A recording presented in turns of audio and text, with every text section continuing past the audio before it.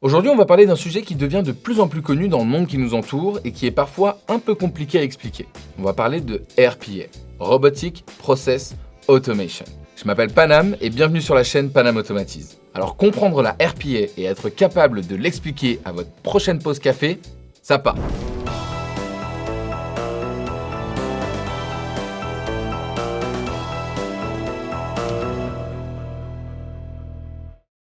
RPA signifie Robotic Process Automation. Alors quand on parle de robot, on a souvent ça en tête. Ou bien celui-là. Coucou petit robot. Chelou votre pote. Mais en réalité, la RPA, ce sont des programmes. Et ce sont des programmes qui vont vous permettre de vraiment gagner du temps. Ces programmes vont vous permettre de lier des applications entre elles ou d'aller simuler des clics avec le clavier et la souris sur votre ordinateur. En bref, grâce à la RPA, vous allez être capable d'avoir une nouvelle force digitale dans votre équipe. La RPA s'inscrit dans un mouvement plus large qui s'appelle le no-code, mais ce n'est pas le sujet de cette vidéo. Restez bien attentifs car à la fin de cette vidéo, je vais vous dévoiler mes 3 outils préférés pour mettre en place dès maintenant de la RPA de chez vous. Rentrons dans le concret. Il y a 2 types de robots. Les robots qui utilisent les API et les robots qui n'utilisent pas les API. Dans un premier temps, commençons par les robots qui n'utilisent pas les API, à savoir un robot programmé avec UiPath que j'ai appelé Google Maps.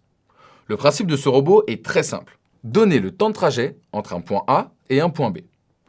Vous allez me dire, on n'a pas réinventé la roue, mais c'est juste pour vous montrer que la Robotic Process Automation vous permet de faire énormément de choses. Concrètement, comment ça se passe ? Grâce au programme mis en place avec UiPath, on est capable de demander à l'utilisateur son point de départ. Ce point de départ est mis à l'intérieur d'une variable que l'on va réutiliser plus tard. On lui demande ensuite son point d'arrivée, qui est aussi stocké dans une variable que l'on va réutiliser plus tard.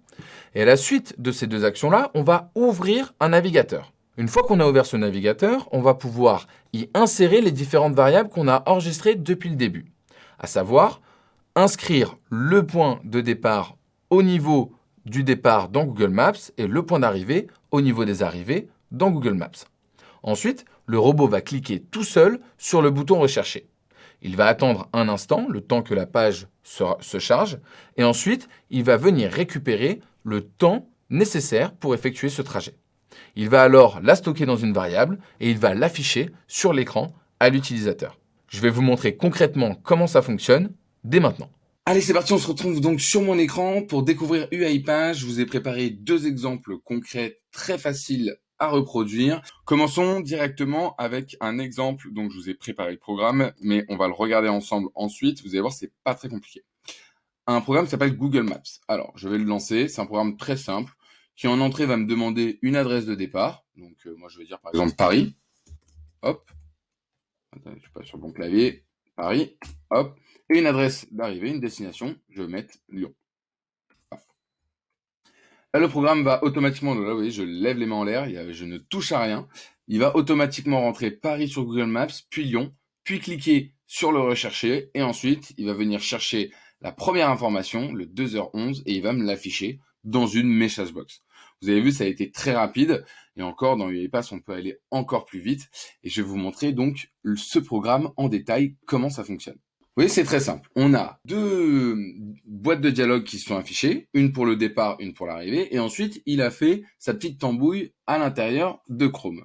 Donc, si on regarde le premier élément, que je peux bien évidemment déplacer où je veux, c'est vraiment du drag and drop, on a donc le titre de la boîte de dialogue, quel est le point de départ, le libellé d'entrée, donc c'est ici le texte de tête entre guillemets par exemple, le type de données qu'on va avoir, et ensuite la variable dans laquelle on veut stocker l'information. Donc typiquement, si on l'ouvre ici, ça va se trouver dans str départ, string, voilà. C'est-à-dire que l'information qu'on va rentrer dans ce dialogue, dans cette box-là, va se retrouver là-dedans. Même chose pour l'arrivée, pour la destination. Et ensuite, qu'est-ce qu'il va faire ? Ensuite, on lui a dit Open Browser. Donc, Open Browser, si je vais dans les propriétés, je vois ici que on peut choisir le browser. Donc là, je lui ai dit Chrome, mais on pourrait choisir n'importe lequel. Ensuite, vous avez plein d'autres paramètres, mais je ne vais pas rentrer dans les détails. Dans le do, ici, on a donc un petit délai d'1 seconde, histoire de laisser la page charger. Ensuite, on va lui dire, à l'intérieur de choisissez un point de départ, tu vas venir me rentrer mon str départ, c'est-à-dire ma valeur que j'ai récupérée dans la boîte de dialogue. Tu attends une petite seconde. Ensuite, pareil, mais dans la boîte destination. Tu attends une petite seconde. Bon, ça, c'est pas très clean, hein. Un vrai dev vous dirait que c'est pas très clean. Mais bon, ça fonctionne. Et ensuite, tu viens cliquer sur le bouton, la petite loupe, pour lancer la recherche. Ensuite, tu viens me chercher l'information qu'il y a dans la première box, c'est-à-dire l'information du trajet le plus rapide. Et ensuite, pareil, un message box où tu viens m'afficher le résultat, c'est-à-dire, si vous avez bien suivi, l'information qu'on vient récupérer. Attention, ici, la valeur du texte. Et on vient l'afficher dans le message box. Alors vous allez me dire, ce programme ne sert à rien. Ok, je suis d'accord. Mais imaginez que vous êtes une entreprise et que vous souhaitez déménager d'un point A à un point B, et que vous souhaitez connaître l'impact de ce déménagement sur le temps de trajet de vos collaborateurs. Grâce à ce programme, c'est très simple de connaître pour chaque collaborateur l'impact sur le temps de trajet de ce déménagement. D'un point de vue technique, dans cette vidéo, vous vous rendez compte qu'avec UiPath, on est capable d'aller cliquer à l'intérieur d'une fenêtre. C'est-à-dire que vous, en tant qu'entreprise, qui avez soit un intranet développé en interne, soit des modules SAP, dans lesquels vous réalisez des actions de manière chronophage, on va être capable, avec des robots, de venir simuler les clics pour vous faire gagner du temps. Passons maintenant au deuxième cas. Ce deuxième exemple, je l'ai appelé Newsletter NASA. Je vous avoue, j'en suis très fier, car je l'ai développé sur Zapier. C'est mon premier programme sur Zapier, et depuis, il est toujours en activité. C'est un robot assez solide. Ce robot utilise ce qu'on appelle les API, et c'est bien le principe de Zapier. Utiliser les API pour connecter les différentes applications entre elles. Si vous ne savez pas ce que c'est qu'une API, je vous donne rendez-vous sur ma chaîne YouTube pour en savoir plus. Grâce aux API, Zapier va dans un premier temps récupérer la NASA Apod, c'est-à-dire la NASA A Picture of the Day. Tous les jours, la NASA prend l'espace en photo et le stocke dans une base de données. Grâce au programme, on va être capable d'aller chercher cette photo et de la récupérer. La deuxième étape de ce robot, c'est donc d'envoyer les différentes informations récupérées grâce à l'API de la NASA aux différentes personnes inscrites à la newsletter. On va donc simplement envoyer un email qui comporte les informations de l'API à mes différents contacts. Pour chaque robot, il existe ce qu'on appelle un déclencheur, ou bien un trigger en anglais. Ce trigger, pour cette automatisation, c'est le temps. C'est-à-dire que cette newsletter se déclenche tous les matins à 9h. Ainsi, grâce à Zapier, vous allez pouvoir mettre en place une newsletter qui travaille pour vous et qui envoie des informations à une base de données automatiquement. Rendez-vous tout de suite sur mon écran pour découvrir le robot en live. Concrètement, en fait, avec cet exemple, vous allez voir comment vous allez pouvoir réaliser des actions avec des API et une newsletter de manière automatique. C'est un trigger qui commence tous les matins à 9h. Tous les matins à 9h, ce qu'il va réaliser, c'est qu'il va aller chercher la photo prise par la NASA dans l'espace et il va l'envoyer à tous mes contacts par email qui se sont inscrits à cette newsletter. Globalement, on utilise donc un bloc qui est très important chez Zapier qui s'appelle le bloc GET. C'est-à-dire que c'est un bloc qui va utiliser donc l'API de la NASA pour aller récupérer la photo. Je vais passer un petit peu de temps sur ce bloc-là parce qu'il est très important et il va être utile pour énormément de vos apps. Donc, on utilise la partie Webhook by Zapier, qui est donc une fonctionnalité premium, et on va utiliser l'événement GET.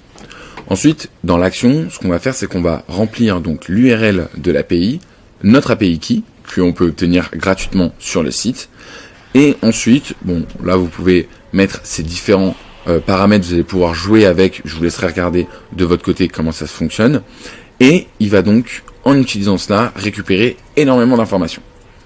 Ensuite, je vais venir traduire, puisque mon audience aimerait bien avoir les textes en français et non en anglais, je vais venir traduire certains textes. Donc, hop, je vais set up l'action, donc je vais lui dire, donc là c'est de la traduction qui est faite en interne par un module de Zapier, donc je vais lui dire, ma source de langage c'est l'anglais, je veux que tu viennes traduire, donc là on vient chercher l'information, vous voyez, donc là c'est toutes les variables qu'on récupère de notre API, donc la date, le titre, l'URL, l'HD URL si jamais la photo est en HD, l'explication de la photo, le type de média, est-ce que c'est une image, est-ce que c'est une vidéo, et service version, donc ça c'est pour la version de l'API. Donc moi je viens chercher ici le texte, et je lui dis target language French. Et ensuite, on va venir, donc là c'est un module tout simplement qui permet d'envoyer un email grâce à Gmail, et donc on va venir setup l'action, donc là on lui dit à qui on l'envoie, je l'envoie un copie caché à un certain nombre d'emails que vous ne verrez pas car ce sont mes contacts perso, et donc là je viens setup l'action, Donc on va lui mettre un objet à l'email en disant NASA Apod, pour votre culture Apod, c'est-à-dire a picture of the day, et ensuite la date, donc qui varie en fonction des différents jours. Et là, c'est le corps du mail, avec donc Hello Everybody, on a le titre de la photo, la description de la photo, qui vient donc, si vous avez bien suivi, de l'étape 3, car c'est la description traduite grâce au module. Et ensuite, on vient, voilà, si on veut ajouter une signature, et vous pouvez même donc ajouter l'URL de la photo en attachment, ce qui fait qu'on va venir télécharger grâce à l'API l'image et on va l'envoyer par email. Ça fait plus d'1 an que ce workflow tourne et je peux vous dire que tout mon entourage en est très satisfait. Bien. Maintenant que vous avez compris ce qu'on était capable de faire avec des robots, je suis sûr que vous avez énormément d'idées. Et ça tombe bien car je vais vous dévoiler 3 outils qui vont vous permettre de mettre en place ces outils. Le premier qu'on a utilisé pour l'exemple Google Maps, c'est UiPath. C'est un outil un peu complexe, un peu long à prendre en main, mais qui va vous permettre de réaliser tout le scope de l'automatisation, c'est-à-dire toutes les activités possibles avec un ordinateur. Le deuxième, c'est mon chouchou version Startup Nation, c'est Zapier. C'est un outil, pour le coup, très facile à prendre en main, avec une UX, c'est-à-dire une User Experience, très très belle. Et enfin, le troisième, c'est un outil pour moi qui est complémentaire à Zapier, on l'appelle aussi le concurrent de Zapier, c'est Integroma. Integroma, il est plus compliqué que Zapier, mais il va vous permettre de réaliser certaines actions que Zapier ne peut pas faire. J'espère que tu as apprécié cette vidéo et si tu veux aller plus loin sur l'automatisation, je te donne rendez-vous en description pour pouvoir bénéficier de notre formation dédiée au no-code et à l'automatisation. N'oublie pas de mettre un petit like sur cette vidéo et à t'abonner à la chaîne YouTube, c'est assez important pour moi et ça te permettra de ne pas louper la prochaine vidéo. À bientôt!